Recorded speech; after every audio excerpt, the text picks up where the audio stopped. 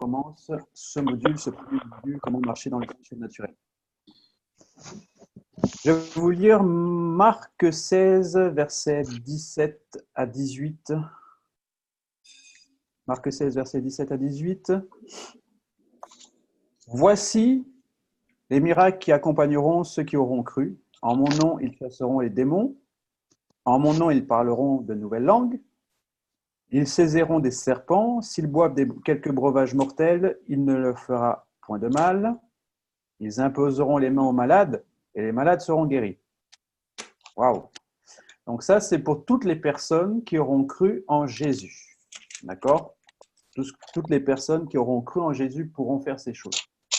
Bien. J'aimerais vous poser une question qui est très claire. Est-ce que vous avez déjà guéri un malade? Oui. Qui a dit oui? Moi. D'accord. C'était quoi Oui. comme maladie? Enfin, c'est maladie. Bon, des règles douloureuses de maladie. D'accord. Et est-ce que tu as pu répéter l'expérience? Non. Donc, tu n'as pas été confronté au même cas et tu n'as pas pu prier une deuxième fois, c'est ça? Non. Ou bien est-ce que tu as pu prier pour le même cas et puis ça n'a pas marché? J'ai été sur moi. Ben, écoute, pourquoi pas, hein? Mais c'est sûrement, ça a marché un temps, mais après, c'est revenu. Donc Ça après, marchait un peu. voilà. D'accord. Ok. Quelqu'un d'autre? Oui. Oui, Christelle. Ben, moi, j'avais fait déjà le témoignage par rapport à ma fille, Léonie, Ouais. qui avait des rosacées oculaires. Donc, voilà. Donc, j'ai appliqué la salive comme le Seigneur m'a dit et j'ai fait le protocole du Seigneur au lieu du protocole de pèlerin. J'ai pas renouvelé l'expérience sur quelqu'un d'autre. Et d'accord, tu n'as pas pu renouveler l'expérience sur quelqu'un d'autre. Ok. Alors, ce qui est bien, c'est que vous avez pu, donc, pour certaines personnes, appliquer et voir en fait le miraculeux. Maintenant, dans la parole de Dieu, c'est pas quelque chose d'aléatoire. C'est quelque chose, c'est un fait, et que lorsque nous prions parce que nous avons cru, les malades guéris. Ok? Donc, ça veut dire que c'est pas aléatoire. C'est vraiment quelque chose qui est naturel et qui se fait tout le temps. D'accord? Donc, ça veut dire que nous, aujourd'hui, on a un petit problème dans notre foi. Elle n'est pas régulière. Un coup, ça marche, un coup, ça marche pas. Puis des fois, ça marche, on ne sait même pas si on avait prié pour ça ou pas. D'autres fois, ça ne marche pas alors que nous prions tout le temps pour ça. Donc, ça devient aléatoire. Et pour manifester le surnaturel, il faut qu'on soit sûr que le moment où venu, on puisse le faire. C'est pas que, voilà, il y a un malade, il y a des gens autour de nous, ils disent maintenant, vas-y, allez, guéris, montre-nous que ton Dieu est puissant. Et puis, tu ne sais rien faire parce que ta foi, en fait, elle ne s'est pas entraînée et que tu ne sais pas trop comment faire, ou bien tu n'as tout simplement pas la foi, ou bien tu espères que ça marche parce que tu as peur tout simplement qu'on puisse te juger, tu as peur et parce que tu as peur d'avoir honte surtout. Donc du coup, finalement, tes motivations ne sont pas pures et Dieu ne peut pas t'exaucer. Ok? Donc nous, on va voir au travers de ce module. Là, aujourd'hui, ça va être une première partie de ce module. Il n'est pas terminé, il y a encore plein de choses à voir. Je ne sais pas combien de temps on va travailler sur ce module, mais ce qui est sûr, c'est que marcher dans le surnaturel, on va y travailler tant que nous n'arriverons pas à répéter une expérience de guérison au moins 2 ou 3 fois. D'accord? C'est-à-dire qu'il faut que ça devienne naturel chez le croyant. Là, on ne parle pas des évangélistes, on ne parle pas des prophètes, on parle simplement du croyant. Celui qui croit en Dieu est capable de faire ces choses. C'est naturel. D'accord? Ça doit être naturel pour le croyant de marcher dans le surnaturel. Nous sommes des esprits, il faut que nous arrivions à marcher dans le surnaturel, c'est naturel. Bien. Ok, donc poursuivons. Ce matin, alors, qui n'a pas pu regarder la vidéo de ce matin? Donc, c'est-à-dire l'introduction sur la foi versus l'incrédulité. Tout le monde a pu la regarder? Ah ben non. Oui. C'est Moi, tout. j'ai vu C'était qui, non? la première dans D'accord, Timothée. donc tu n'avais pas pu. Mais tu n'étais pas là ce matin non plus, c'est ça? Non. Ok. D'accord. Ouais, je vais faire un bref résumé, un tout petit résumé, hein. Ok. Donc ce matin, on a vu tout simplement, on a lu Hébreux chapitre 11, verset 1, et c'est en fait ce livre, enfin ce chapitre que nous allons étudier les matins. D'accord? Puisque là, je fais un break sur Timothée, il faut absolument qu'on avance dans la foi et dans le fait de pouvoir marcher dans le surnaturel. Donc c'est-à-dire que pendant une ou deux semaines, on va étudier vraiment Hébreux chapitre 11 et on va voir les différents cas de manifestation de la foi en fonction des héros de la foi.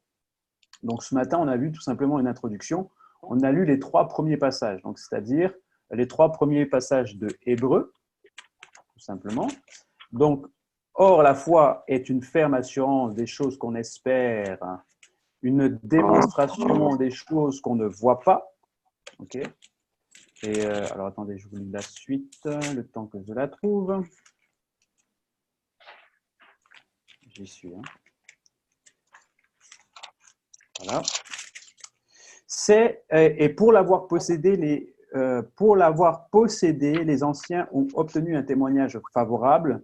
C'est par la foi que nous reconnaissons que le monde a été formé par la parole de Dieu, en sorte que ce qu'on voit n'a pas été fait des choses visibles. N'a pas été fait des choses visibles. D'accord? Et donc, finalement, on s'est arrêté sur ces trois versets, parce qu'ils sont déjà très riches, puisque c'est une introduction finalement à la foi de tous les héros de la foi qui suit donc dans le passage. On s'est arrêté, on a vu, je crois, ce matin, on a vu que le premier verset. Pendant les 30 minutes, on a vu que le premier verset, parce que ce verset-là est riche. C'est la définition même de la foi. Et on a vu tout simplement qu'il y a des termes très importants donc, dans ce passage, qui est l'assurance, l'espérance et la démonstration. Donc la foi,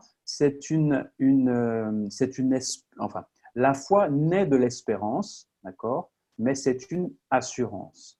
Et c'est plus qu'une assurance, puisque la Bible précise que c'est une ferme assurance. Donc, qui veut dire que c'est une assurance qui dure dans le temps, c'est une assurance qui est permanente, d'accord? Et cette assurance permanente nous permet en fait de pouvoir marcher par la foi, nous permet en fait de vivre par la foi, nous permet d'avoir la foi, d'accord? Et de grandir dans notre foi. La Bible déclare également à la suite que c'est une démonstration des choses qu'on ne voit pas. Donc ça veut dire que là, c'est une démonstration dans le visible des choses invisibles. Donc c'est une démonstration du visible, c'est une démonstration des choses invisibles dans le visible. D'accord? Rappelez-vous ce verset qui dit « Je marche non par la vue, mais par la foi ». Okay? Et c'est pour cette raison que au verset 3, donc de Hébreux chapitre 11, il est marqué « C'est par la foi que nous reconnaissons que le monde a été formé par la parole de Dieu, en sorte que ce qu'on voit n'a pas été fait des choses visibles. » Car la parole, là vous voyez, je parle, vous savez que je parle parce que vous voyez ma bouche faire des mouvements et que vous entendez ce qui sort de ma bouche. D'accord? Mais maintenant, si je mute mon micro,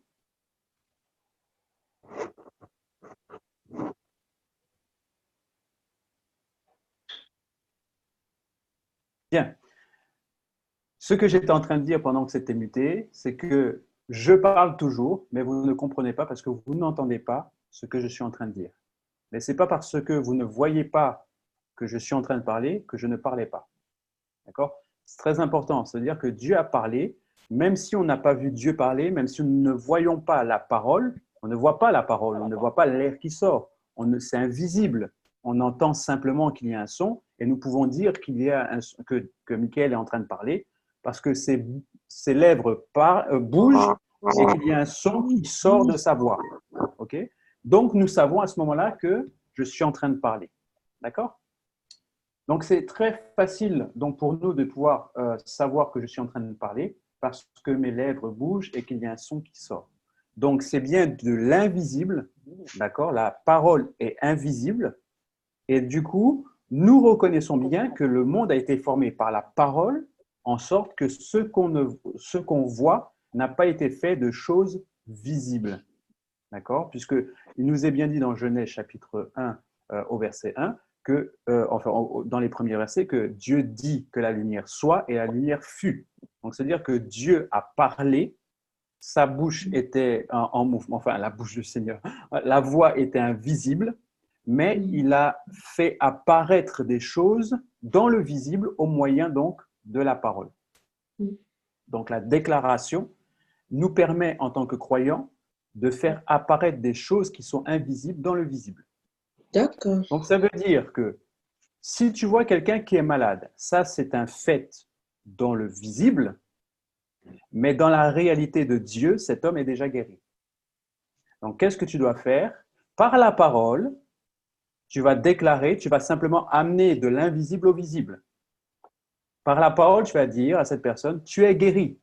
C'est ce que Jésus a fait la plupart du temps. Il a dit, tu es guéri, lève-toi et marche. Prends ton lit, lève-toi et marche. À chaque fois, Jésus guérissait les malades. Il leur disait ce qu'il voyait en fait dans l'invisible. Et il amenait l'invisible à se manifester au travers de la parole.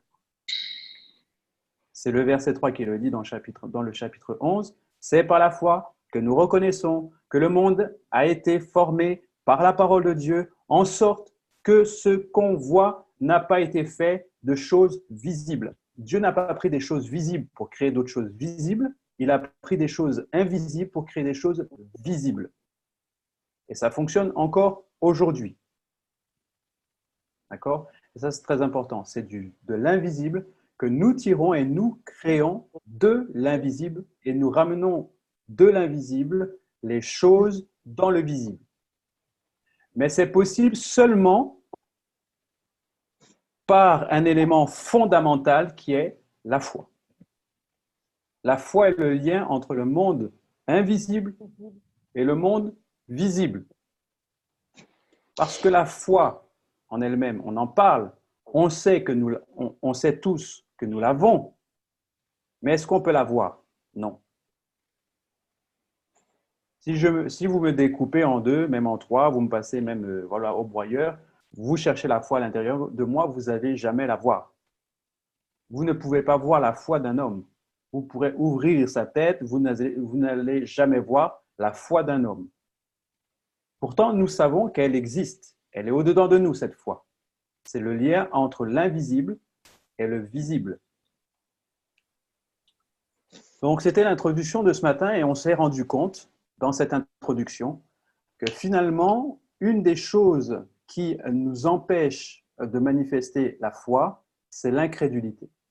D'accord? C'est ce que nous avons vu ce matin et je vous invite vraiment à revoir cette vidéo parce que nous avons finalement terminé la vidéo en disant ceci, que l'incrédulité est un mur entre la foi et la confiance de Dieu, entre la foi et la manifestation en fait du visible.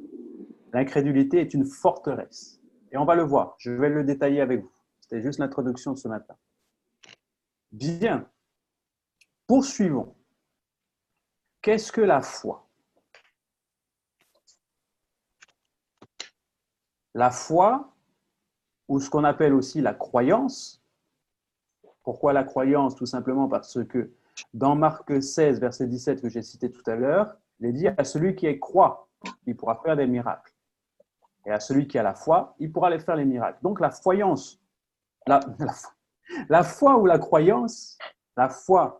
la croyance, sont la même chose. C'est ce qu'on appelle la confiance en Dieu. D'accord? C'est la confiance en Dieu. Romains 10, versets 9 à 11 déclare « Si tu confesses de la bouche le Seigneur Jésus, et si tu crois dans ton cœur que Dieu l'a ressuscité des morts, tu seras sauvé. Car c'est en croyant de quoi? Du cœur qu'on parvient à la justice, et c'est en confessant de la bouche qu'on parvient au salut. Selon ce que l'Écriture dit, quiconque croit en lui ne sera point confus. Si nous croyons et que nous ne sommes pas confus, c'est parce que nous avons la confiance en Dieu. Nous avons la paix de Dieu. Tout ce que Dieu fait, il le fait avec sa paix. tout ce que Dieu fait, le fait avec il vient imposer à notre cœur son règne. Il vient imposer à notre cœur sa paix. D'accord? Quiconque croit en lui ne sera point confus. Si nous croyons en Dieu, il n'y a point de doute. Ça veut dire aussi longtemps que dans notre foi, il y aura du doute et que nous sommes confus, eh bien, c'est pas une preuve, je vais dire pas une preuve, mais un signe que nous n'avons pas la foi pour la chose, ou bien que nous n'avons pas la croyance pour la chose. Donc ça, c'est très important à noter, puisque la parole le dit dans le dernier verset, dans le verset 11. Hein, alors attendez, je reviens en arrière. Dans le verset 11, il est bien écrit, donc dans ce verset 11, que quiconque croit en lui ne sera point confus. D'accord? Donc ça, c'est très important à retenir. Quiconque croit en lui ne sera point confus. Bien. Ok, je prends juste les derniers arrivés en cours de route. Ok, très bien. Bon. Vous avez donc sur ce schéma que j'ai représenté ici, la foi et la confiance en Dieu. D'accord? Ce schéma est très simple. J'ai fait le plus simple possible que vous puissiez comprendre. La Bible dit que nous avons une foi, la foi. Et Jésus a dit, si vous avez la foi petit comme un grain de sénévé ou de moutarde, en fonction des versions et des versions, oui, eh bien, vous serez en mesure de dire à cette montagne, déplace-toi et jette-toi dans la mer. D'accord? Si quelqu'un, entre-temps, peut me retrouver cette référence, on la partagera aux autres. Bien. Donc, c'est-à-dire que la foi, au-dedans de nous, la foi, c'est une petite chose, c'est une petite semence. D'accord? Rappelez-vous toujours ceci, lorsque nous étions païens, que nous ne connaissions pas Dieu, que nous étions totalement éloignés de Dieu, que nous étions pécheurs, que nous étions méchants, que nous étions des fornicateurs, que nous étions des hypocrites, que nous étions des meurtriers ou autres, d'accord? Nous avons eu cette semence qui nous a donné accès au plus grand cadeau de l'humanité, c'est-à-dire Jésus-Christ et la vie éternelle. Donc, si méchants que nous étions, et si païens que nous étions, nous avons pu avoir la vie éternelle à cause de la foi que nous avions, à cause de cette semence de foi. Ce n'est pas aujourd'hui les miracles que nous ne pouvons pas accomplir. Parce qu'avec la foi que nous avions à l'époque, nous avons pu accéder au royaume des cieux, c'est-à-dire que nous avons pu accéder au salut, c'est-à-dire que nous avons pu accéder à la vie éternelle. Maintenant, la question très simple et puis même très très simple, cette question, si j'ai pu avoir la vie éternelle avec ma petite foi, qu'est-ce que je ne pourrais pas avoir ni obtenir? D'accord? Donc ça, c'est très important parce que finalement, des fois, on imagine que la foi, il faut qu'elle soit grande, qu'elle soit ferme, qu'elle soit… voilà, donc on essaie de se convaincre soi-même qu'il faut faire grandir la foi alors que nous n'avons pas eu besoin de faire grandir la foi lorsque nous étions païens et que nous avons pu accepter Jésus dans notre vie et recevoir la vie éternelle. Donc, il ne s'agit pas de nous, il ne s'agit pas non plus de faire grandir la foi ou quoi, puisque la foi est un don de Dieu. J'ai une bonne nouvelle pour chacun de vous, chacun de nous. Nous avons la foi que Dieu nous a donnée. La foi que nous avons ne changera pas. Elle sera toujours la même, parce que c'est au moyen de la foi que nous sommes sauvés. Ce n'est pas parce que j'ai plus de foi que je serai plus sauvé. Ce n'est pas parce que j'ai moins de foi que je serai moins sauvé. Ça n'a rien à voir. La foi n'est pas quantitatif. C'est comme un nez. On a un nez, n'est-ce pas? On a une main, on a une bouche, d'accord? Eh bien, on a une foi. On a un cœur, on a une foi. Si un homme avait 2 cœurs, est-ce qu'il vivrait 2 fois plus longtemps? Je ne pense pas. D'accord? C'est simplement, on a un organe spirituel qui s'appelle la foi. C'est une foi. Ça ne va rien changer, qu'il soit grand ou petit. C'est une foi. D'accord? Ça, c'est très, très important que vous puissiez entendre cela, que vous puissiez reconsidérer la taille de la foi dans votre vie. Donc, la foi ne grandit pas. On pourrait le dire comme ça, c'est imagé, d'accord? La foi est comme un grain de sénévé, d'accord? C'est un grain, c'est une semence. La foi est une semence. C'est un grain, c'est une semence. Et si la foi, nous l'avons comme un grain de sénévé, nous pouvons dire à cette montagne, jette-toi dans la mer. Donc, une grande montagne, vous imaginez une grande montagne et un tout petit grain de sénévé. Eh bien, si nous avons la foi dans comme ce petit grain, eh bien, nous pouvons dire à cette montagne, jette-toi dans la mer. D'accord? Donc, avec un tout petit peu de foi, on peut faire des miracles. Avec une foi ferme et qui est toute petite, on peut dire, on peut faire des miracles. Donc, il y a un problème dans notre foi. Et on va le voir ensemble, quel est le problème de notre foi. Donc, sur le schéma que vous avez ici, vous voyez simplement que donc, la foi, c'est ce qui est en blanc. D'accord? La foi, c'est ce qui est en blanc. Et ce qui est en vert, c'est la confiance en Dieu. D'accord? La foi, c'est ce qui est en blanc. Et la foi, de toute façon, c'est la confiance, enfin, la confiance en Dieu englobe la foi et la croyance. D'accord? Celui qui croit, ou celui qui a la foi, eh bien, tout simplement, on a la foi en qui? On a la foi en Dieu. Donc, si nous avons la foi en Dieu, c'est que nous faisons confiance à Dieu. Donc, notre foi se base tout simplement en quoi? Dans la croyance, dans la confiance en Dieu. Si tu as confiance en Dieu, eh bien, à ce moment-là, tu parviens à la justice. Si tu as confiance en Dieu, alors à ce moment-là, tu peux demander quelque chose et il te l'accordera. Si tu as confiance en Dieu, tu peux demander et tu obtiendras miséricorde. Si tu as confiance en Dieu, tu peux tout faire. Si tu as confiance en Dieu, si tu bois un breuvage mortel, eh bien, tu ne vas pas mourir parce que tu as confiance en Dieu. Et c'est ce que Marc 16, 17 le dit. D'accord? À celui qui croit, s'il boit un breuvage mortel, ça ne lui fera rien. D'accord? C'est-à-dire que là, même sa foi n'est pas forcément en action, mais il fait confiance à Dieu.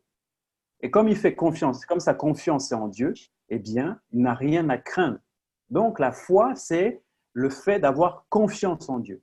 La croyance, c'est le fait d'avoir confiance en Dieu. Que ce soit la foi ou la croyance, c'est le fait d'avoir confiance en Dieu.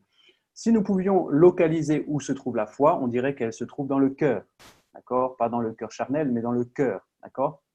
Dans le cœur. La croyance se trouve dans le cœur aussi. D'accord? Bien. Maintenant, on va voir quel est le problème de notre foi et quel est l'ennemi de notre foi. Parce que nous avons un ennemi. Paul dit, combattons le bon combat de la foi. Si nous combattons le bon combat de la foi, ça veut dire qu'il y a un combat. Et s'il y a un combat, ça veut dire qu'il y a des ennemis. C'est quoi les ennemis de la foi? Selon vous, c'est quoi les ennemis de la foi?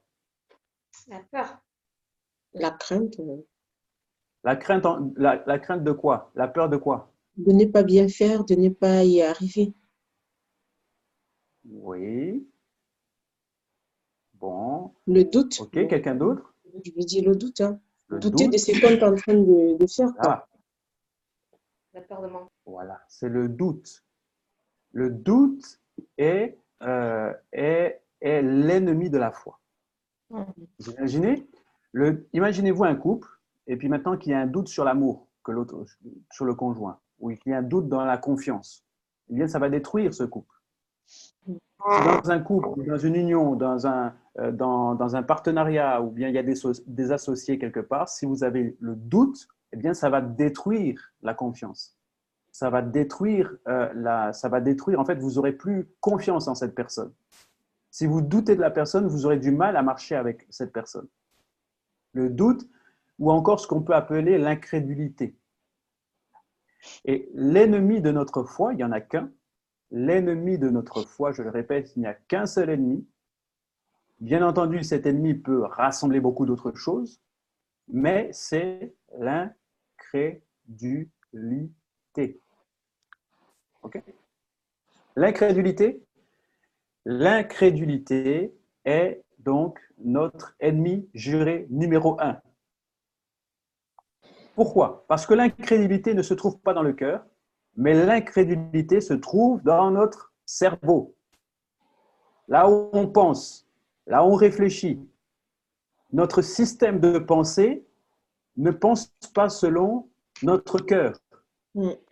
C'est comme la chair. Notre système de pensée fait partie de la chair. Donc, c'est-à-dire de l'ancien homme, du vieil homme. Le système de pensée, c'est le vieil homme. C'est la chair. L'incrédulité se trouve dans la chair. L'incrédulité se trouve dans le système de pensée du vieil homme. Parce que le vieil homme ne croit pas en Dieu. Le vieil homme ne croit pas, n'a pas confiance en Dieu. Le vieil homme marche selon les principes du monde, selon les concepts et les systèmes de ce monde. Le vieil homme, il croit ce qu'il voit. Le vieil homme, il marche en fonction de ce qu'il voit.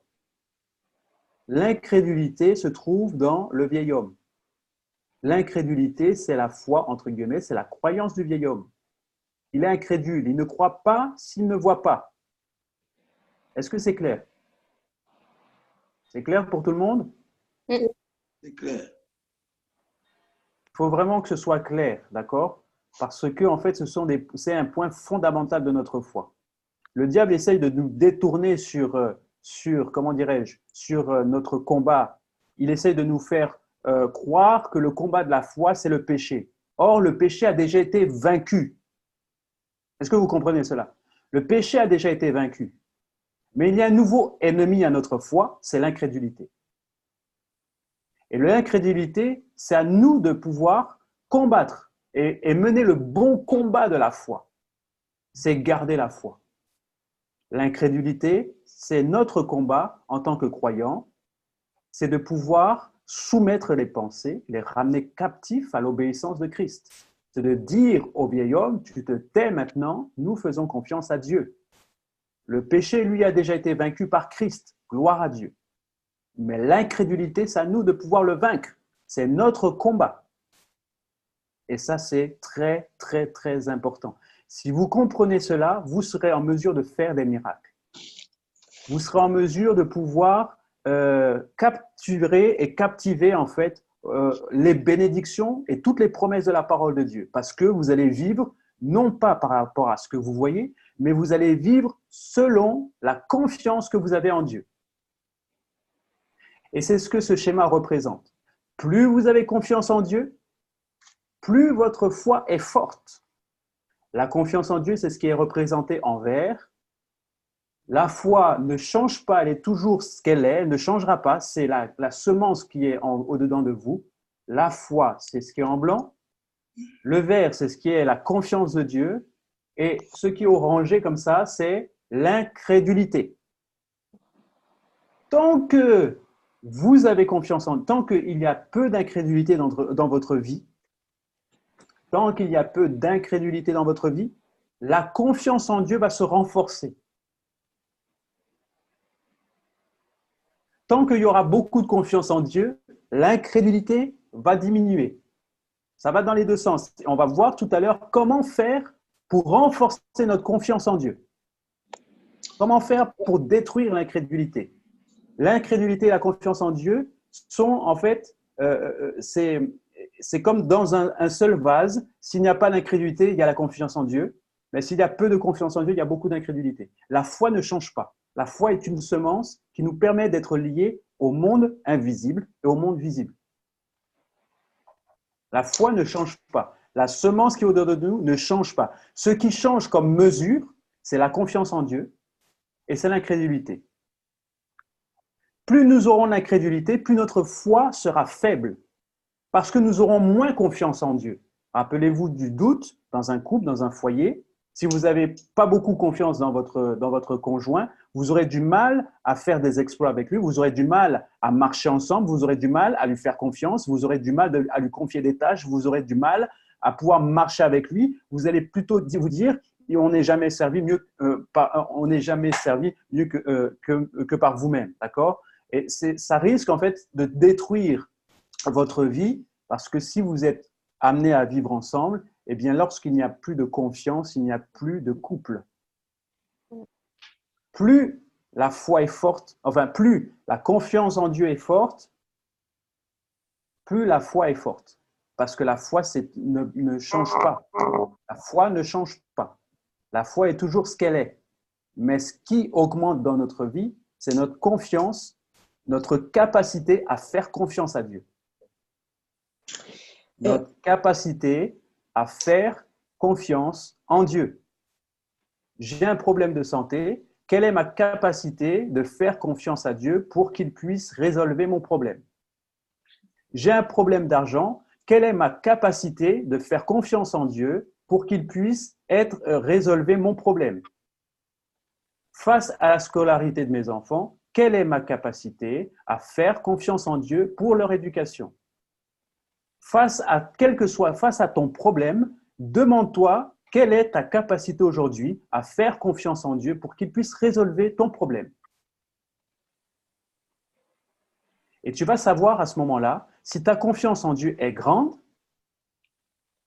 ou alors est-ce que tu doutes et est-ce que ton doute est plus grand que ta confiance en Dieu.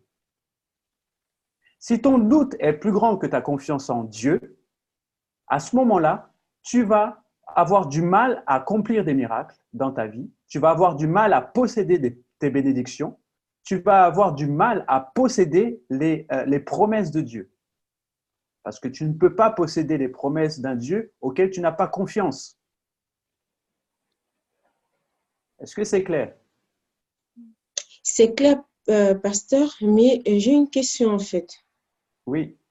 Parce que je l'avais déjà expérimenté une fois et quelque chose qui a marché. Mais le véritable problème, en fait, c'est, vous dites que c'est par rapport à la maturité spirituelle. Voilà où, moi, Non, personnellement, c'est oui. où je suis confrontée, en fait. Je sais que j'ai foi, je crois, parce que c'est ce que j'ai vécu. Mais c'est cette idée qui me revient en tête. En fait, c'est non, mais c'est pas à ton niveau, tu n'es pas encore mature spirituellement. Et c'est ce qui me bloque à chaque fois. Oui. L'ayant déjà fait, j'ai vu le résultat. Oui. Et ça me bloque, quoi. Voilà. Mais c'est ce qu'on appelle l'incrédulité, c'est le système du monde. D'accord? Le système est notre système du vieil homme, c'est tu n'es pas assez fort pour faire le miracle. Voilà, c'est ça. Or, le miracle ne dépend pas de nous, mais de Dieu. Qui est-ce qui fait le miracle? C'est nous ou c'est Dieu? C'est Dieu. Voilà. Donc, en fait, c'est ce que Jésus expliquait à ses disciples. Si vous avez la foi grand comme un petit grain de sénévé, juste tout petit, juste comme ça, eh bien, vous pourrez faire de grandes choses. Pourquoi? Parce que ce n'est pas vous qui faites le miracle, mais c'est Dieu qui fait le miracle. Mais où est-ce que Dieu nous attend finalement? Qu'est-ce qu'on doit faire? C'est quoi la foi? La foi, c'est notre capacité à faire confiance à Dieu. Avec ma petite foi, je crois que Dieu est capable de faire dans ma vie. Avec ma petite foi, je crois que Dieu est capable de changer ma pauvreté en richesse. Avec ma petite foi, je crois que Dieu est capable de pouvoir travailler dans ma vie, de mon conjoint, de ma conjointe, de mon mariage, pour mes enfants, dans mon travail, avec mes collègues de travail. Avec ma petite foi, j'ai confiance en Dieu. Il ne s'agit pas d'avoir la maturité, il suffit de croire en Dieu. Croire en Dieu, c'est quoi? Avoir confiance en Dieu. Et le système du monde dans lequel nous venons, c'est-à-dire la chair, nous a toujours enseigné quoi? Que c'est grâce à nos efforts que nous pouvons faire les choses. C'est parce que nous sommes plus grands que les autres que nous pouvons faire de plus grandes choses que les autres. D'accord? Ça, c'est le système de la chair.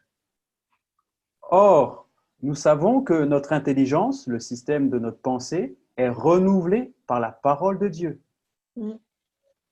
C'est la parole de Dieu qui vient renouveler notre système de pensée. Mais l'homme vient avec son incrédulité, et c'est ça le combat de la foi, l'incrédulité. C'est l'incrédulité. C'est-à-dire que lorsque je suis devant un malade, eh bien, il y a des pensées qui peuvent venir, et si toutefois ça ne marche pas? Mhm. comment tu vas être? Et si toutefois ça ne marche pas, comment ça va faire? Et si toutefois ça ne marche pas, qu'est-ce que tu vas dire? Et si toutefois ça ne marche pas, hein, les gens ils vont rire de toi. Et si toutefois… Et là, en fait, quand tu as confiance en Dieu et que tes pensées d'incrédulité viennent t'envahir, eh bien, tu dis non, j'ai confiance en Dieu. Il fera comme il voudra. Ça, ce n'est pas mon problème. C'est le problème de Dieu. S'il veut le faire, il le fera. S'il ne veut pas le faire, il a ses raisons parce que c'est Dieu. Mais on ne peut pas le dire si on n'a pas vraiment cette paix de Dieu en nous. Parce que la confiance de Dieu, c'est la paix aussi. Il n'y a plus de doute en fait. La confiance en Dieu, c'est la paix. Il n'y a plus de doute au-dedans de nous. La confiance en Dieu, quand nous avons confiance en Dieu, nous sommes dans la paix. Nous marchons dans la paix. Lorsque vous devez prendre des décisions importantes et que vous priez, vous ne savez pas trop qu'est-ce qu'il faut faire. Qu'est-ce qu'on vous a appris à faire? On vous a toujours appris à chercher la paix. Parce que dans la paix, il n'y a plus de doute. Dans la paix, il n'y a plus de tiraillement entre ce que je dois faire, ce que je ne dois faire, ce que je ne dois pas faire. Donc la paix est un signe, d'accord, d'une confiance parfaite et totale en Dieu pour cette chose qu'on demande. Okay? Donc plus la confiance en Dieu est forte, moins l'incrédulité a du pouvoir, plus l'incrédulité est forte dans ma vie et moins j'ai confiance en Dieu. D'accord? Donc forcément, si je n'ai pas beaucoup de confiance en Dieu, eh bien, je vais difficilement obtenir les miracles dans ma vie, je vais difficilement obtenir les promesses de Dieu pour ma vie. Parce que je n'aurai pas beaucoup confiance en lui, ou bien j'aurai confiance en Dieu sur certains domaines seulement. Donc, il n'y a que certains domaines dans lesquels ça va marcher, que ma foi aura en fait de l'effet. Parce que je n'ai pas confiance et il faut que je change mon système de pensée. C'est là-haut, c'est dans mon esprit, dans mon cerveau qu'il y a un problème. Pas dans mon cœur. Dans mon cœur, il croit parce que mon cœur a été renouvelé. Mais mon esprit, mon intelligence, c'est-à-dire quand je parle de mon intelligence, je parle du système du monde. L'intelligence, la chair, l'intelligence du vieil homme n'est pas renouvelée. Et c'est dans l'intelligence du vieil homme qu'on trouve l'incrédulité. C'est très important. Maintenant, comment on fait? Comment on fait pour faire en sorte que l'incrédulité puisse être vaincue dans notre vie? Ça veut dire que si nous arrivons à vaincre l'incrédulité, eh bien, nous aurons toujours confiance en Dieu et notre foi sera forte et nous pourrons toujours accomplir des miracles. OK? Donc, c'est-à-dire que si nous trouvons un truc, un moyen pour vaincre l'incrédulité, eh bien, on reviendra finalement au premier schéma, c'est-à-dire une confiance totale. OK? Ça, c'est le premier schéma, une confiance totale. D'accord? Sans incrédulité, nous avons une confiance totale. Et ce que nous demandons au Seigneur, nous l'obtiendrons parce que nous avons confiance en lui et qu'il n'y a pas de doute au-dedans de nous. Il n'y a que la confiance en Dieu. Donc, en fait, nous devons, nous, aujourd'hui, chercher à vaincre cette incrédulité. Comment on peut faire? La question est donnée et ouverte. Comment on peut faire pour vaincre l'incrédulité?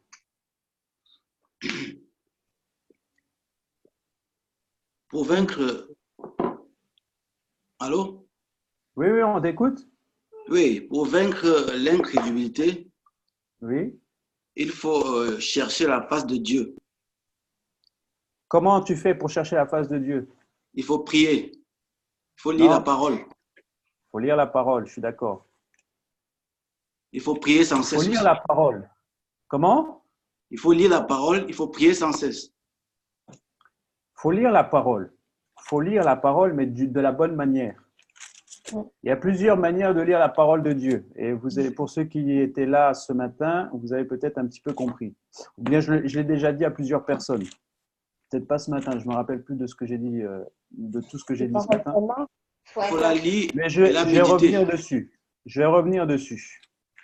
Vous savez que la Bible est le livre le plus lu. Oui. Le plus acheté, le plus lu. Pourtant, vous savez aussi que Peu de personnes aujourd'hui croient en Jésus dans le monde entier. Peu de personnes, en fait, est sauvée ou obtient le salut. Pourquoi? Parce que la parole de Dieu, même si elle est lue, n'a pas de pouvoir tout le temps. Bien, je vais vous expliquer ça autrement. Il y a un truc dans la parole de Dieu qu'il faut savoir pour pouvoir activer son pouvoir. Est-ce que vous comprenez ça? Si nous n'avons pas la clé pour activer le pouvoir de la parole de Dieu, ça restera un livre littéraire ou un livre historique ou un livre rempli de dogmes ou de conseils. Mais si nous n'avons pas la clé pour lire ce livre, nous n'allons pas réussir à obtenir le pouvoir de ce livre. Est-ce que vous comprenez? Oui. Ça veut dire que des fois, nous lisons la parole de Dieu, mais qu'elle ne nous transforme pas parce que nous n'arrivons pas à la faire fonctionner dans notre vie. Donc, ça veut dire que des fois, tu vas lire la parole de Dieu, ça va te faire du bien. Tu vas te sentir reboosté. Tu vas sentir que vraiment, ça t'a rempli. Tu vas te sentir rempli, tu vas te sentir nourri. Tu vas te sentir heureux, fort. Tu vas te sentir plein de vigueur. Et puis, d'autres fois, tu vas lire la parole de Dieu et ça va rien te faire. Tu vas te sentir vide comme tu as commencé à lire la parole de Dieu. Tu vas te sentir vide, ça ne va rien t'apporter, mais tu vas te satisfaire de ça parce qu'on ne t'a jamais expliqué comment activer le pouvoir de la parole de Dieu. Donc, tu vas le faire religieusement. Et il y a des gens aujourd'hui qui lisent la parole de Dieu religieusement et qui se satisfont de cette lecture parce que ça leur donne une bonne conscience. Ok? Est-ce que vous êtes d'accord avec moi? Oui. Pour l'instant, ça va? Donc, Oui, nous, je vais faire simplement, avant de pouvoir savoir comment on va vaincre l'incrédulité, je vais vous donner une notion importante de comment lire, comment activer le pouvoir de la parole de Dieu. Ok? Dieu est amour. Ok? Dieu est amour. Donc, il faut que lorsque nous lisons la parole de Dieu, pour comprendre qui est Dieu et pour pouvoir recevoir son pouvoir, car la Bible dit que toute la parole de Dieu est comprise dans un seul commandement, tu aimeras ton Dieu. Tu aimeras ton prochain comme toi-même, ceci est le deuxième commandement. C'est-à-dire que la parole en elle-même est contenue, toute la Bible. Hein?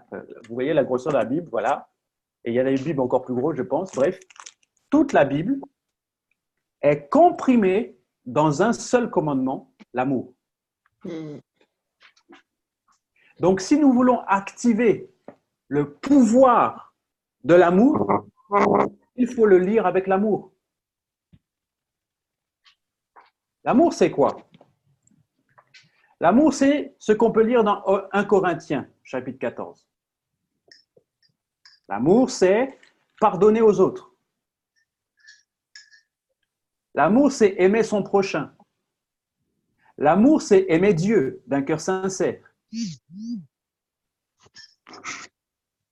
L'amour, c'est ne pas soupçonner le mal. L'amour, c'est de laisser mon offrande si je sais qu'un frère n'est pas en paix avec moi. Donc, si je veux réellement activer le pouvoir de l'amour de Dieu dans ma vie au travers de sa parole et la comprendre, et si je veux que le pouvoir de sa parole puisse me toucher, il faut que je l'active au travers de l'amour de Dieu qui est déjà au-dedans de moi par Jésus-Christ et qui a été scellé par le Saint-Esprit. Nous avons en fait l'amour de Dieu au-dedans de nous, qui a été manifesté et scellé au-dedans de nous par le Saint-Esprit.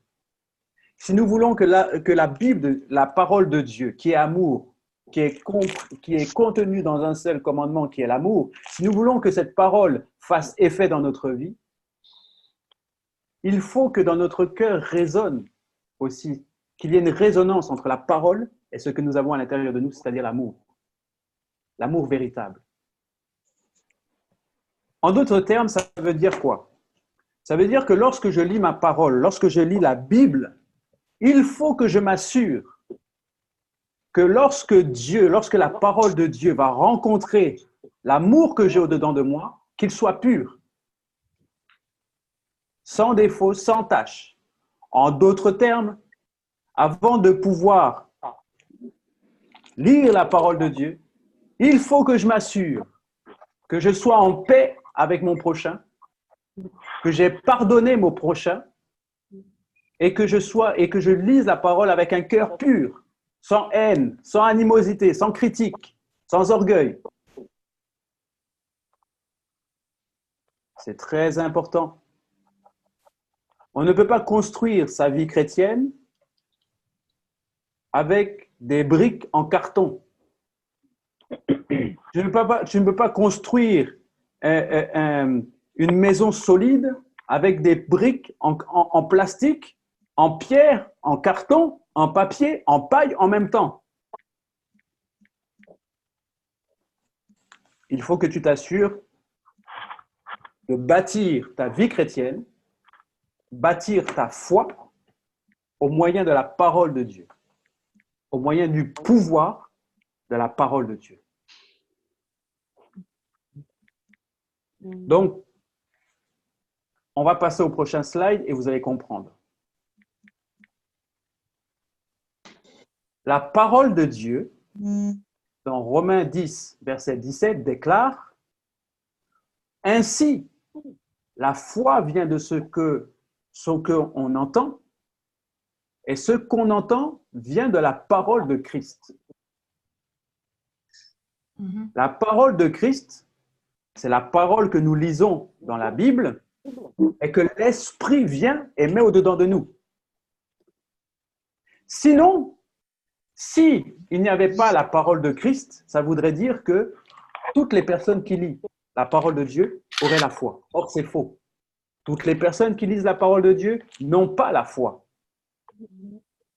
Puisque certains la lisent comme un livre, comme une histoire, comme un livre historique, comme un livre de dogme. Mais si nous arrivons à lire la parole de Dieu avec l'Esprit de Christ, qui est l'amour, nous allons pouvoir ainsi avoir la foi et notre foi va pouvoir être bâtie et elle va pouvoir être affermie.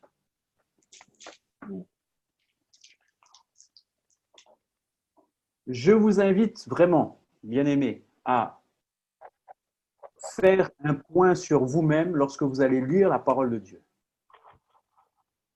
À partir de maintenant, vous devez examiner votre cœur et vous examiner également pour savoir si dans votre cœur, avant de lire la parole de Dieu, il y a réellement l'amour de Dieu qui résonne dans votre cœur. Parce que l'amour de Dieu, le véritable, qui pardonne tout, qui ne soupçonne pas le mal, qui cherche la paix avec tout le monde, qui ne critique pas, qu'il n'y ait pas de haine, cet amour est la clé pour activer le pouvoir de la parole de Dieu. Et ainsi, une fois que vous allez ouvrir votre Bible et que vous allez activer son pouvoir au moyen de l'amour, la parole de Christ va venir augmenter, va venir affermir votre foi. Il va venir détruire l'incrédulité qui est au-dedans de nous et changer les systèmes de pensée qui est au-dedans de nous. La parole de Dieu vient changer notre système de pensée. Elle vient au niveau de notre intelligence. Elle vient changer notre système de pensée parce qu'elle est activée au moyen de l'amour. Si tu veux que, en lisant la parole de Dieu, ta foi augmente, ta foi soit bâtie, ta foi soit affermie, il faut que tu puisses pardonner aux autres. Il faut que tu demandes pardon aux autres. Il faut que tu sois en paix avec tout le monde, autant qu'il te soit possible de le faire. Il ne faut pas que tu gardes de l'animosité, de la critique. Il ne faut pas que tu aies de faux témoignages. il ne faut pas que tu soupçonnes le mal, afin que la foi, afin que ce qui vient de Christ bâtisse ta foi.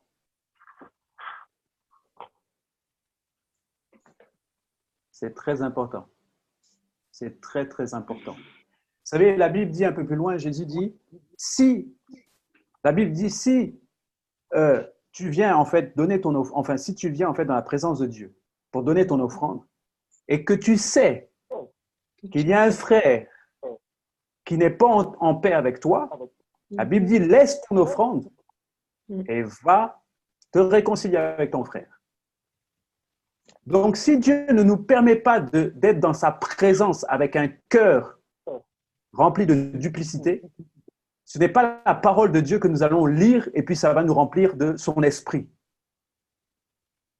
Parce que lorsque nous lisons la parole de Dieu avec un cœur pur, c'est-à-dire rempli d'amour, c'est la présence de Dieu qui nous environne. La présence de Dieu nous environne lorsque notre amour est vrai. La présence de Dieu nous environne lorsque nous ouvrons la parole de Dieu et que notre cœur est vrai. Donc, si Dieu ne veut pas que nous allions donner notre offrande, c'est-à-dire rentrer dans sa présence, mettre une offrande alors que notre cœur est mauvais, ce n'est pas en fait la parole de Dieu qui va nous laisser en fait venir l'ouvrir, recevoir son pouvoir alors que notre cœur est faux. Wow. C'est pas seulement, en fait, la présence de Dieu, c'est pas simplement la louange, l'adoration ou la prière. La présence de Dieu, c'est sa parole. Autant comme il nous faut une certaine révérence pour aller à l'église, pour nous présenter dans la présence de Dieu, dans l'adoration, autant comme il nous faut aussi une certaine référence comme lorsque nous lisons la parole de Dieu. C'est sa parole. La parole de Dieu, c'est sa présence. Lorsque nous lisons la parole de Dieu, nous devons nous mettre en condition pour recevoir, pour entrer dans sa présence. Lire la parole de Dieu, c'est être dans sa présence. Lire la parole de Dieu, c'est comme si nous allions passer des temps d'extase dans la présence de Dieu. La parole de Dieu est aussi importante, la louange et l'adoration. C'est sa parole. C'est le moment où il nous parle. Mais à quoi sert Dieu de te parler si dans ton cœur, il n'y a aucune terre qui est bonne pour faire fructifier ce qu'il va déposer au-dedans de toi? Dieu ne gaspille pas les choses. Dieu ne gaspille pas sa parole. Lorsqu'il a fait la multiplication des pains et des poissons, il a dit ramasser avec les corbeilles. Ils ont ramassé. Dieu n'est pas pour le gaspillage. Dieu n'enverra pas sa parole s'il n'y a rien, si sa parole ne va pas planter quelque chose. C'est la parole de Dieu que nous lisons. Si tu veux réellement recevoir ce que Dieu te dit dans ton cœur et augmenter la foi, il faut que ton cœur soit une terre labourée, une terre fertile.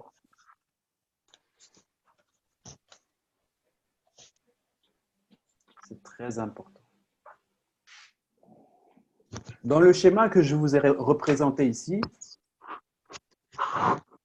et c'est le dernier point que nous allons aborder ce soir,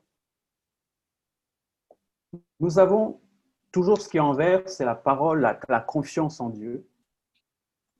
Ce qui est en marron, c'est toujours l'incrédulité. Et notre foi n'a pas changé, c'est toujours en blanc, elle est toujours à la même taille, c'est toujours la même chose. Mais seulement ce qui diffère ici dans ce schéma, c'est la place de la parole de Dieu. Okay? La place de la parole de Dieu. Plus la place de Dieu la place de la parole de Dieu est imposante, et plus ta confiance en Dieu est renforcée. Et si, forcément, la confiance est renforcée et qu'il y a beaucoup plus de place de la parole de Dieu dans ta vie, eh bien, l'incrédulité est en train d'être tuée.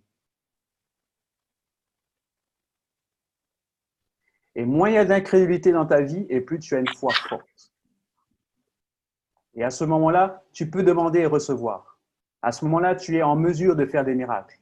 À ce moment-là, tu es en mesure de vivre dans le surnaturel. À ce moment-là, tu es en mesure de pouvoir capturer les promesses de Dieu et de pouvoir les faire tiennes. À ce moment-là, tu es capable d'être, tu es autorisé à être béni et à recevoir ces bénédictions. Simplement, pas le dire comme un slogan. Tu es capable aujourd'hui de recevoir les bénédictions, de pouvoir être béni. Tu es capable de pouvoir faire de ces bénédictions des promesses que tu vas recevoir au travers de la foi, de la confiance en Dieu, parce que tu lis la parole de Dieu avec la clé qui ouvre le pouvoir de te remplir de la foi, de bâtir ta foi. Mais si tu t'obstines à ne pas vouloir lire la parole de Dieu avec un cœur pur, c'est-à-dire un cœur rempli d'amour vrai et véritable, scellé par le Saint-Esprit, eh bien finalement ta foi sera et restera faible parce que la place de l'incrédulité dans ton cœur sera beaucoup plus forte que la confiance en Dieu. Si tu veux une foi forte et une foi capable de déplacer les montagnes, il faut que tu puisses avoir la confiance en Dieu au moyen de la parole de Dieu, qu'elle soit déversée dans ton cœur au moyen de l'amour. Tout est une question d'amour.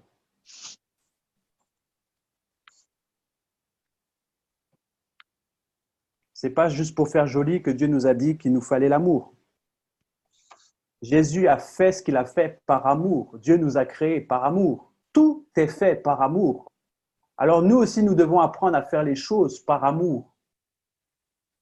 Par amour, par amour, par amour. Lire la parole de Dieu doit être le vérificateur dans ton cœur que tu appliques bien les enseignements de l'amour de Christ. Nous devrions nous interdire de lire la parole de Dieu s'il n'y a pas l'amour dans notre cœur. Parce que nous ne pouvons pas rentrer dans la présence de Dieu avec un cœur qui n'est pas fertile. Qu'est-ce que Dieu va semer dans une terre aride?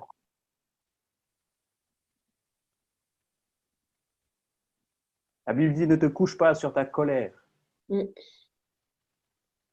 Bible dit, pardonne à celui qui t'ont offensé, comme moi aussi je te pardonne.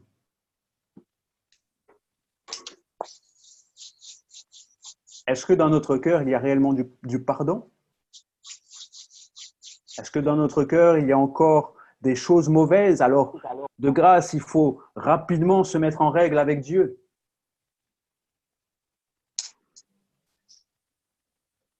Peut-être que aujourd'hui, tu sais qu'il faut que tu ailles parler à une personne, mais dans ton cœur, tu n'es pas encore résolu à le faire.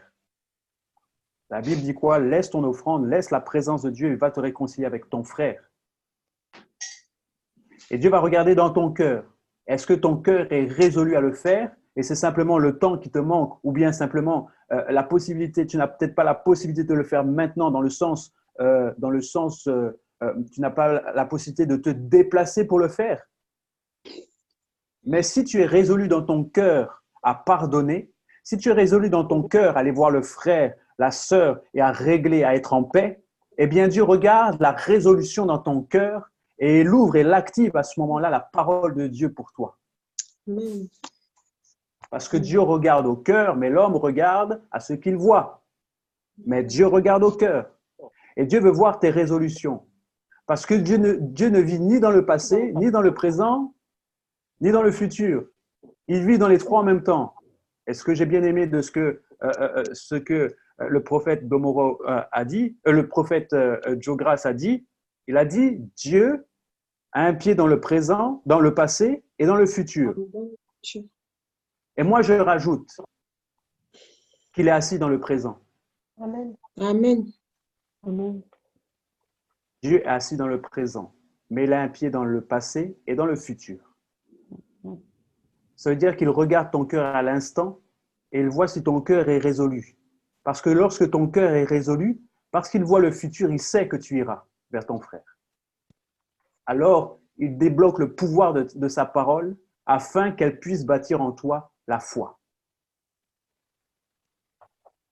Dieu ne regarde pas comme nous on regarde. Dieu regarde au cœur. Dieu regarde dans notre cœur nos résolutions.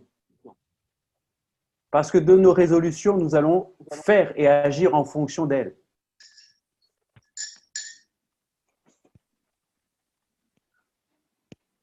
Ainsi, la Bible dit dans 2 Corinthiens 10, verset 5, « Nous renversons les raisonnements et toute hauteur qui s'élève contre la connaissance de Dieu et nous amenons toute pensée captive à l'obéissance de Christ. » Et ceci est notre combat et doit être notre combat de tous les jours. Ramenons captive toute pensée à l'obéissance de Christ, c'est-à-dire à la parole de Dieu. Renversons les raisonnements, renversons l'incrédulité et toutes les hauteurs qui s'élèvent contre la connaissance de Dieu. Et amenons toutes nos pensées captives à l'obéissance de Christ. Renversons les raisonnements, renversons l'incrédulité au travers de la parole de Dieu dans l'obéissance. Et en renversant les forteresses de l'incrédulité, nous allons gagner en confiance en Dieu. Car la foi vient de ce qu'on entend, et ce qu'on entend vient de Christ. Et j'aimerais conclure en disant cela. La foi n'est pas une pensée positive. La foi ne se fabrique pas. La foi ne peut pas être fabriquée par l'homme. La foi ne peut pas être une conviction personnelle en se disant « je vais y arriver, je vais y arriver, je vais y arriver ». Non, pense bien, ça va arriver. Non, la foi ne vient pas de l'homme, elle ne peut pas être fabriquée par l'homme. La foi vient de Dieu. Parce qu'elle vient de ce qu'on entend, et ce qu'on entend vient de l'Esprit de Dieu. Donc, l'homme aujourd'hui dans le système du monde, lui cherche, l'homme, le charnel, l'homme ancien, l'ancienne nature, le vieil homme, lui il cherche à se convaincre qu'il a la foi, à se convaincre qu'il croit, à rester dans une pensée positive.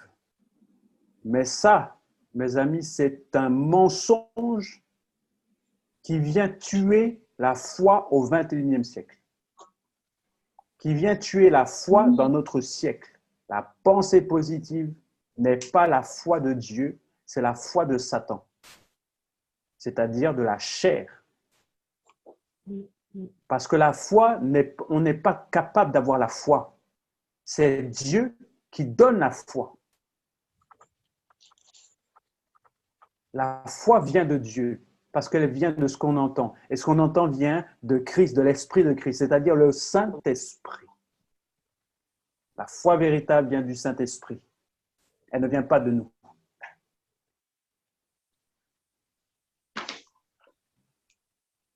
Ainsi, si vous avez compris tout ce que je viens de dire dans cette première partie,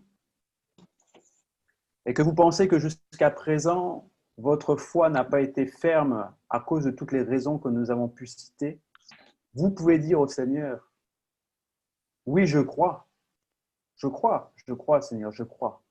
Je crois de mon cœur, de tout mon cœur, je crois que tu es là, je suis sûr, je crois que tu es capable de faire des miracles. Mais mon intelligence, mon incrédulité est beaucoup, beaucoup trop nourrie. Elle est beaucoup trop forte. Viens au secours de ma foi.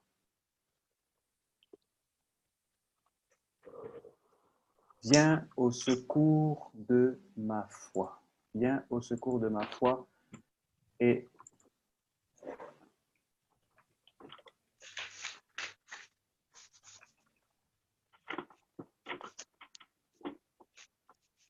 vous pouvez trouver donc ce verset que nous avons en ce moment l'habitude de dire dans Marc 9, verset 29, où c'est le père en fait, de l'enfant qui s'écrit « Je crois ». Oui, je crois, mais viens au secours de mon incrédulité. D'accord ? Il faut venir au secours, viens au secours de mon incrédulité, viens au secours de ma foi, de mon manque de foi. Jésus est capable de venir au secours de notre incrédulité. Mais il faut s'humilier et reconnaître que nous avons besoin de foi, reconnaître que nous sommes faibles dans notre foi à cause de l'incrédulité, de la place d'incrédulité qui est dans notre cœur, reconnaître que nous ne croyons pas finalement reconnaître simplement que nous n'avons pas confiance en Dieu. C'est difficile à reconnaître. Je suis passé par là. C'est presque, comment dirais-je, c'est très difficile de le reconnaître. Ça fait presque peur de se dire, Seigneur, j'ai pas confiance en toi. Mais c'est une réalité que nous devons reconnaître pour pouvoir passer à un autre niveau de foi. Parce que lorsqu'il n'y a pas d'humilité, eh bien Dieu ne peut pas agir parce qu'il y a l'orgueil. Si nous continuons en fait à nous enorgueillir, à croire que nous avons la foi alors que ce n'est pas vrai, eh bien nous n'allons pas arriver à dire cette simple prière, Jésus, viens au secours de ma foi. Viens au secours de mon incrédulité. Sauve-moi de mon incrédulité. Sauve-moi de mon manque de foi. Nous devons être humbles et reconnaître nos péchés. Nous devons être humbles et reconnaître notre manque de confiance en Dieu. Parce que si nous avions confiance véritablement en Dieu, il y a beaucoup de choses dans notre vie qui changeraient, bien aimé. Il y a beaucoup de choses dans notre vie que nous aurions possédées. Et vous savez, Dieu aime ce genre de prière parce que Dieu est celui qui a dit il y a plus de bonheur à donner qu'à recevoir. C'est-à-dire que Dieu nous donne, il nous donne, il nous donne, mais nous ne recevons pas. Et Dieu est frustré de cela. Alors, la moindre occasion, dès que nous avons un peu de foi, Dieu nous donne en abondance parce qu'il ne sait pas quand est-ce que ce sera la prochaine fois où il pourra nous donner quelque chose. Prenez simplement cet exemple et je vais finir. Prenez cet exemple et considérez cet exemple. Lorsque vous faites un cadeau à quelqu'un, d'accord ? Vous faites un cadeau à quelqu'un et vous avez hâte tout simplement que cette personne puisse ouvrir ce cadeau. Vous êtes là, allez, oui, déjà tu achètes le cadeau. Et si cette personne est dans la même maison que toi, il faut que tu caches ce cadeau. Et ça va être difficile. Tu as envie que cette personne puisse ouvrir son cadeau. Donc, tu essayes même de l'acheter le moins longtemps possible entre le moment où elle va ouvrir le cadeau et le moment où tu l'achètes. Parce que tu sais que ça va être difficile pour toi de garder le secret. Tu auras envie que cette personne puisse ouvrir ce cadeau. D'accord ? Tu vas essayer de le cacher et puis à chaque fois qu'elle va dire quelque chose, tu auras l'impression qu'elle te soupçonne d'avoir acheté quelque chose pour elle, mais elle n'est pas du tout au courant. Parce que tout simplement, tu as envie de surprendre cette personne, tu as envie de lui faire plaisir et tu sais combien en fait ça va lui faire plaisir et vraiment, il y a une puissance qui se dégage de ça. Il y a plus de bonheur à donner qu'à recevoir. Eh bien, Dieu est comme ça, il est dans l'attente. Il est dans l'attente perpétuelle que nous ayons un peu plus de foi afin de se réjouir à chaque cadeau qu'il a déjà prévu et que nous n'arrivons pas à recevoir. Il y a une multitude de promesses et de bénédictions que Dieu nous a envoyées. Malheureusement, nous n'arrivons pas à les récupérer et Dieu est frustré. On peut dire comme ça, Dieu est frustré parce qu'il n'arrive pas à obtenir cette joie de nous donner quelque chose. Parce que tout simplement, nous manquons de foi et de confiance en lui. Mais Dieu a déjà tout donné, il a déjà tout accompli, il nous a donné une multitude de choses, de bénédictions et de promesses. Vous ne pouvez pas imaginer le nombre de cadeaux qui est au-dessus de votre tête, mais que nous n'arrivons pas à recevoir à cause de notre manque de confiance en Dieu. Il y a des fois, nous demandons des choses, mais ces choses sont déjà arrivées. Nous demandons des choses à Dieu, mais Dieu a déjà donné. Et vous ne pouvez pas savoir comme ça peut être frustrant, à mon avis, pour Dieu que nous ne puissions pas recevoir ces choses. Alors, faisons tout aujourd'hui pour pouvoir réjouir le cœur du Père.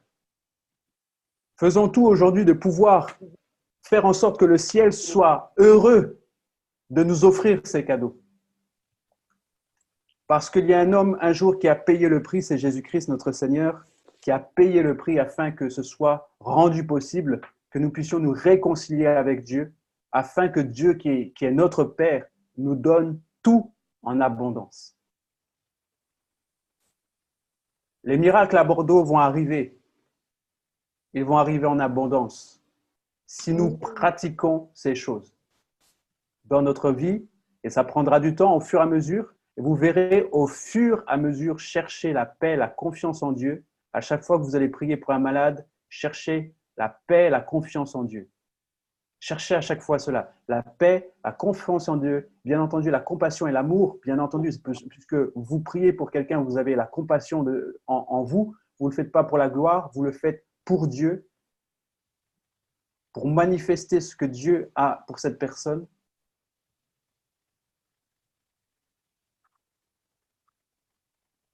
Et par amour, vous le faites vraiment par amour. Et cherchez à chaque fois, cherchez cela et vous verrez que vous allez accomplir de plus en plus de miracles, quel que soit le domaine de votre vie. Cherchez à faire plaisir à Dieu en cherchant en fait à lui faire confiance. Et vous allez voir, une fois que vous allez faire cette prière, Seigneur, je n'ai pas confiance en toi, je l'avoue, par rapport à tel domaine de ma vie. Viens au secours de ma foi. Je te demande pardon, ça me fait mal de dire ça. Je n'ai pas confiance en toi, mais c'est une réalité dans mon cœur parce qu'il me manque ta parole, il me manque plein de choses, il me manque les ingrédients de la foi. Mais Seigneur, aujourd'hui, rétablis ma foi, rétablis ma vie et viens au secours de ma foi. Et vous allez voir que Dieu va déverser en vous la paix et sa confiance parfaite. Et vous allez voir que votre foi par rapport à tel ou tel sujet sera comme une ferme assurance. Elle sera pas, vous pourrez pas, personne ne pourra déstabiliser votre foi. Vous ne pourrez pas l'expliquer non plus parce que la foi et le miracle ne s'expliquent pas. Mais tout ce que vous pourrez dire à ces personnes, c'est je ne sais pas pourquoi ni comment, je ne peux pas l'expliquer. Mais ce que je sais, c'est que Dieu va faire. Je ne peux pas t'expliquer d'où me vient cette foi. Je sais que ça vient de Dieu. Je sais que j'ai confiance en Dieu. Je ne sais pas quand est-ce que Dieu va faire le miracle, s'il veut le faire tout de suite, à l'instant, dans un jour, dans quelques secondes, dans un mois, dans un an. Mais ce que je sais, c'est que Dieu va le faire. Et tu pries pour cette personne et Dieu va faire dans son temps, dans le temps qu'il a prévu. Et toi, tu n'as pas besoin de t'inquiéter. Si tu le fais dans la paix, avec un cœur pur, eh bien, tu verras la manifestation, que ce soit tout de suite, que ce soit dans quelques instants, que ce soit dans un mois, dans un an, tu verras, persévère, Dieu va accomplir sa parole. Il l'accomplit toujours. Il l'accomplit toujours. Il accomplit toujours sa parole. Toujours. Il accomplit toujours sa parole. Toujours. Il est fidèle à sa parole. Il accomplit toujours sa parole. Amen. Amen. Amen. J'ai fini ma première intervention par rapport à la foi, par rapport à comment marcher dans le surnaturel. La prochaine fois, et puis je le note en même temps, la prochaine fois, je pense que mercredi prochain, si le temps nous permet, mercredi prochain, oui, il me semble que c'est ça. Mercredi prochain, on verra la volonté de Dieu. Okay. Quelle est la volonté de Dieu pour marcher dans le... Quelle est la volonté de Dieu dans l'exaucement de ses promesses? Quelle est la volonté de Dieu dans l'exaucement de ses promesses? D'accord?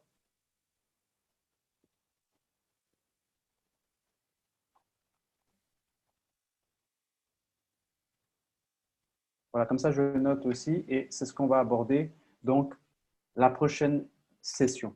Maintenant, tous les matins, on va continuer sur Hébreux chapitre 11 pour voir les différentes manières où les héros de la foi ont accompli des exploits avec Dieu. On va continuer à étudier Hébreux. Quand on aura fini d'étudier Hébreux, on va continuer avec Jacques et ainsi de suite. On va vraiment creuser la parole de Dieu dans la foi. Même au mois de février, même au mois de mars, on va vraiment creuser la foi. Pendant toute cette année, à Bordeaux pour Christ en tout cas, on va creuser, on va chercher la substance de la foi afin de manifester la foi de manière naturelle, afin que ce soit naturel pour nous d'avoir confiance en Dieu. Nous sommes une nouvelle génération, Dieu m'a parlé clairement, nous sommes une génération qui allons marcher dans le surnaturel. Et pouvoir marcher dans le surnaturel, ça demande aussi que nous puissions être ces chrétiens, ces véritables chrétiens, remplis du Saint-Esprit, mais qui manifestent aussi l'amour. Et l'amour en tout temps, pas simplement comme quand ça nous arrange. Amen. Une nouvelle génération qui arrive, vous êtes et vous faites partie de la génération miracle. C'est comme ça que je l'appelle, la génération miracle. Vous êtes la génération miracle et vous allez faire de grandes choses, je le crois. Amen. Amen. Ok. Avez-vous des questions? Je prends les questions. Si ça fait partie de ce cours, je prends les questions. Sinon, on les verra plus tard. Oui, j'ai une question. Oui. En fait, c'est toujours des forteresses. Hein. Parce que, Oui. comme vous l'avez dit tout à l'heure, pour plus booster sa foi, il faut s'humilier devant Dieu. Oui. De par mon témoignage, je sais, j'ai confiance en Dieu étant donné que je me suis humiliée à sa face et j'ai vu ses œuvres dans ma vie, comme dans la vie, je peux dire, des brebis qu'il met sur, en fait, je peux le dire, je ne sais pas vraiment si je peux m'exprimer de cette manière. Parce que mon désir aujourd'hui, il a fait des grandes choses et quand je m'adresse à mon père, je lui dis, je ne souhaite qu'une chose, que ce que tu as fait dans ma vie, tu le fasses pour quelqu'un d'autre. Et j'ai porté ces gens en prière et j'ai vu le fruit. Mais Amen. à dire que je n'ai pas confiance en Dieu, demander pardon, moi, ce sera me rétrograder en fait. Parce que je sais, je vois quand je m'humilie, je vois. Quand je dis, Père, je veux que tu fasses ça, pas pour moi, mais à travers le fait, en allant sur le fait que en le demandant pour quelqu'un d'autre, voilà, je vois comment il agit pour cette personne et ma récompense, il agit pour moi. Il a dit que je vais faire une prière pour dire, Père, je n'ai pas confiance en toi, pardonne-moi. Ça ne sonne pas Mais très bien. tu sais, ça dépend du domaine de ta vie. Mm. J'ai bien dit, ça dépend du domaine. On peut avoir confiance à Dieu pour un domaine et ne pas du tout avoir confiance en lui pour un autre domaine. Moi, je parle des domaines où vous n'avez pas confiance en lui. Je parle des Mm. domaines où vous doutez, des domaines où vous avez encore de l'incrédulité, des domaines où vous croyez parce que vous voyez que dans la parole c'est vrai, vous avez entendu des témoignages, mais où votre intelligence vous dit c'est impossible. C'est ces domaines-là où il faut prier. Il faut dire Seigneur, je n'ai pas eu confiance en toi par rapport à ce domaine. Et j'ai besoin que tu m'aides au travers de mon incrédulité. J'ai besoin que tu me sauves. J'ai besoin que tu fasses grandir en moi la confiance en toi. C'est par rapport à des domaines précis. Parce qu'il y a des domaines dans notre vie où nous ne croyons pas en Dieu. Il faut pouvoir cibler ces domaines et les exposer à la lumière de Dieu pour que Dieu vienne nous aider. Tu comprends? D'accord. Ok. Ouais, c'est Est-ce que plus quelqu'un d'autre a précis une là. question? C'est plus précis, d'accord, merci. Quelqu'un a une autre question? Une fois? Moi, Deux j'ai une fois? question. Oui, c'est Fiona. C'est lorsque tu as expliqué par rapport à la foi qui ne bouge pas. Ça m'a, Oui. ça m'a, ça m'a interpellée parce que souvent, on entend des messages où on dit, mais une grande foi, qu'il a eu une grande foi. Ouais. Et c'est là que je me posais la question, mais parce qu'il dit que si tu as une petite foi, même petite comme un grain de sénévé, c'est-à-dire s'il fait la comparaison entre, il dit même si tu as une petite foi, mais c'est comme si en fait, j'ai du mal à comprendre la notion. J'ai compris quand tu as expliqué, mais du coup, ça m'étonne en fait parce que du coup, c'est pas ce que j'avais l'habitude de comprendre en fait dans les enseignements que j'avais compris auparavant. J'avais compris comme si en fait la foi, elle peut augmenter comme elle peut baisser. Pourtant, je comprends ce que tu expliques, tu vois, mais du coup maintenant ça me paraît un peu flou. Je Ok. comprends plus trop. D'accord. Bon. Mon but n'est pas de vous flouter la vision que vous avez. Mon but, par définitif, c'est euh, que vous puissiez grandir dans votre confiance en Dieu. Ok. Bon, en fait, si tu veux, Séfiana, c'est vrai que dans la Bible, tu vas voir la grande foi, la petite foi, qu'en fait, il parle de la foi. D'accord. Après, tu vas voir aussi qu'il parle de la croyance. Croyez en moi, si vous croyez en Dieu. Voilà. Donc, il y a plein de choses comme ça. D'accord. Mais la foi, c'est quoi? Et c'est par rapport à cette définition en fait que j'ai élaboré, enfin que j'ai élaboré. C'est par rapport à cette définition que j'ai conclu personnellement que la foi est une semence, mais que la foi va produire en nous la confiance en Dieu. Ok. Parce que si tu regardes que avec la foi que nous avons eue, alors tu n'étais peut-être pas là au début, je disais, avec la foi que nous avons eue lorsque nous étions païens dans le monde, on a douté et le Saint-Esprit nous a parlé, il a mis la foi au-dedans de nous. Si, j'étais là, ouais. Tu étais là? Et avec Ouais. cette petite foi, la foi de rien du tout, on a eu la vie éternelle. Hmm. Donc, c'est pas en fait aujourd'hui, en fait, si nous avons pu avoir la vie éternelle alors que nous étions païens, c'est pas aujourd'hui que nous sommes chrétiens et que nous croyons en Dieu et que nous lisons la parole de Dieu que nous ne pouvons pas faire des miracles. Hmm. C'est-à-dire qu'il y a un problème ailleurs. Le problème ne vient pas de la foi et de la semence que nous avons en nous. Hmm. Le D'accord, problème vient d'ailleurs. d'accord, ok, je C'est pour comprends. ça que je ne fais pas évoluer la foi. D'accord? Parce que sinon, on va se perdre à se dire, bon, il faut que j'augmente ma foi. Ou, bon, on pourrait Il faire fait aussi, on évoluer pourrait la enlever confiance, totalement. c'est ça? Comment? Il fait évoluer la confiance, mais pas la foi en elle-même, c'est ça? C'est ça. Voilà, parce Ah, que pour moi, la confiance en Dieu, c'est la foi. d'accord, d'accord, ok, je comprends. Notre foi, en fait, c'est avoir confiance en Dieu. C'est ça la foi. Ok, Tu vois? d'accord. Si tu veux avoir une définition autre de la foi, c'est la confiance en Dieu. Tu vois? J'ai foi en, voilà, j'ai foi en quelqu'un, j'ai confiance en lui. Tu vois Ok, ce que je veux dire? Donc, en fait, c'est ça, c'est notre confiance. Bon, c'est notre foi, mais c'est notre confiance qui va augmenter. J'arrive mieux à quantifier la confiance que j'ai en quelqu'un que ma foi. Parce que la foi, c'est quelque chose qu'on a du mal, en fait, à décrire. La foi, c'est quelque chose qu'on a du mal à quantifier. Mais la confiance en Dieu, ma capacité à avoir confiance en Dieu, j'y arrive mieux, en fait. C'est pour ça que j'ai pris cet exemple. d'accord. Oui, je comprends, d'accord, je comprends mieux. Est-ce que c'est plus clair? Est-ce que C'est c'est plus clair? clair, ouais. Ouais, maintenant c'est plus clair, effectivement. Ok, c'est bon alors. Mm. Parfait. Est-ce que quelqu'un d'autre a une question? Moi, c'est toujours sur le même sujet du coup parce que ça a soulevé une question. Oui? Donc la foi, c'est le socle en fait, c'est le salut et c'est ce qui nous a permis d'acquérir le salut. Et puis ensuite, la confiance en Dieu, c'est ça qui va se développer. Ouais, Ok, d'accord.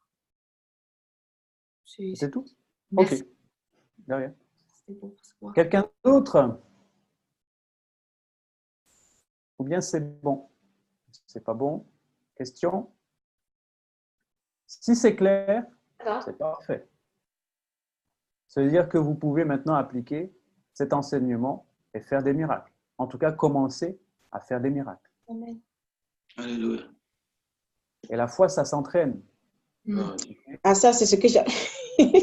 La foi s'entraîne. C'est-à-dire, tu peux avoir confiance en Dieu. Maintenant, Dieu va regarder tes exploits. Mm.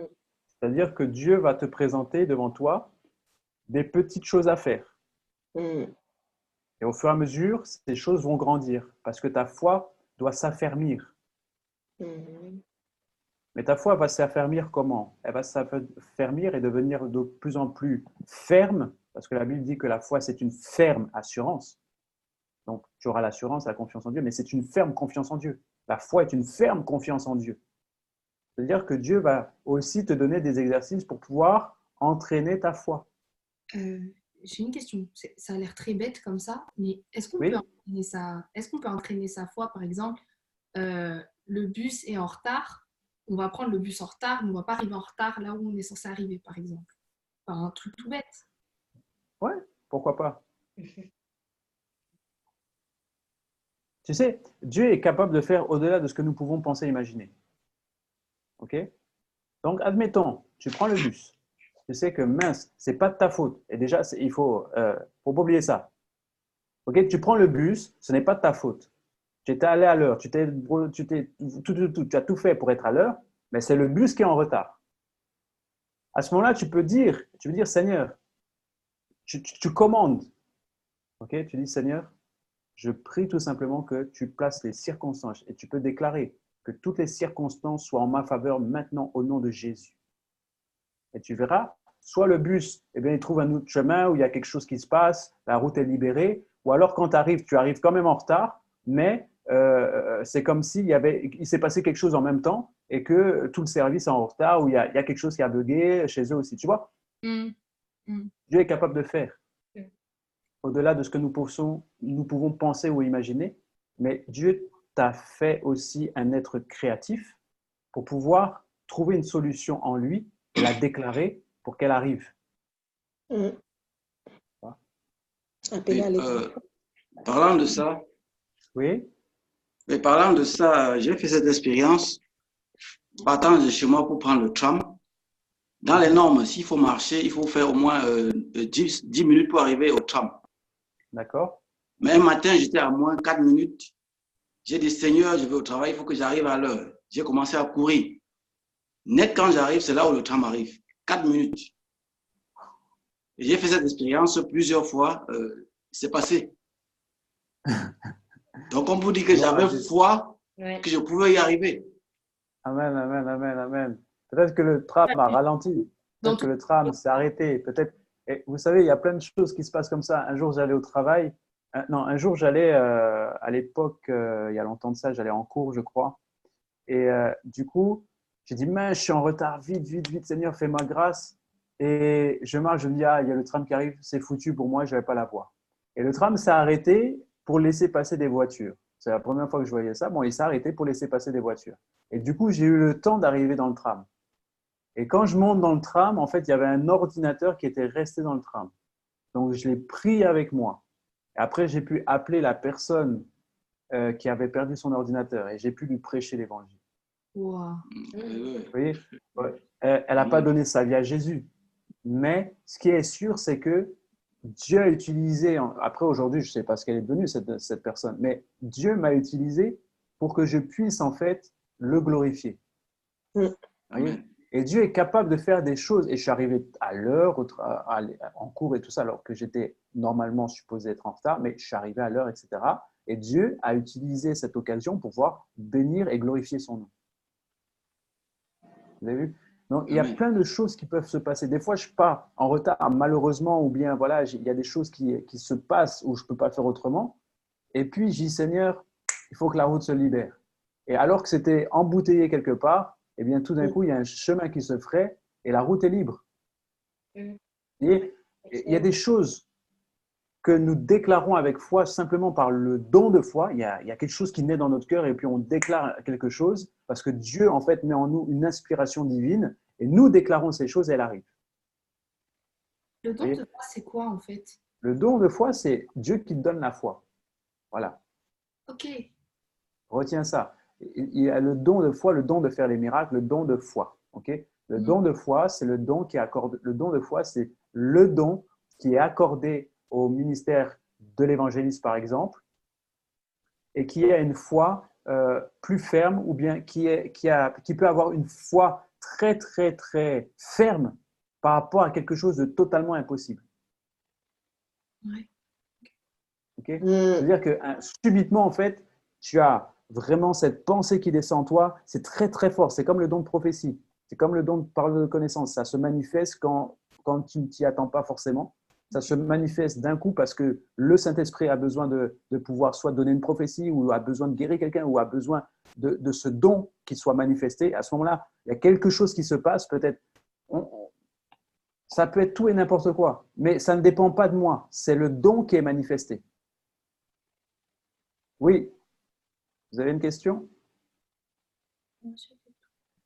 C'est clair pour toi, Kadiana? Oui, merci. Super. Très bien. S'il n'y a plus de questions, j'ai terminé.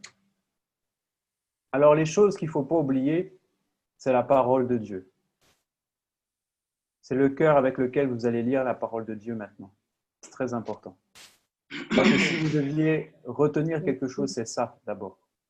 Le cœur avec lequel vous lisez la parole de Dieu est très important. Parce que c'est la parole de Dieu. C'est Dieu qui parle. C'est sa présence. Lorsque tu ouvres la parole de Dieu, lorsque tu ouvres ton livre, lorsque tu ouvres la Bible et que tu as un cœur disposé, eh bien, c'est la présence de Dieu qui t'envahit. C'est la parole. Ce n'est pas juste un livre, ce n'est pas juste un challenge pour lire la Bible en un an. C'est la parole. C'est la parole. Je dois la lire avec un cœur disposé comme quand je vais à l'église. Je dois avoir un cœur disposé comme quand je vais adorer Dieu. Je dois avoir un cœur disposé comme quand je demande quelque chose à Dieu. C'est la parole de Dieu. Donc, je dois avoir un cœur disposé, un cœur pur, ôté de toute souillure du monde, de toute haine, de toute animosité, de toute critique, de toutes ces choses. Je dois avoir un cœur pur. Dans la présence de Dieu, je dois avoir un cœur pur. Dans la lecture de la parole de Dieu, je dois avoir un cœur pur. Quand Dieu me parle, je dois avoir un cœur qui est labouré, un cœur qui est conforme, un cœur qui reçoit sa parole, un cœur qui est fertile. Et pour avoir un cœur fertile, il faut que ce soit un cœur rempli d'amour. Amen. Amen. Ok, j'ai terminé. On va prier. Je vais vous libérer.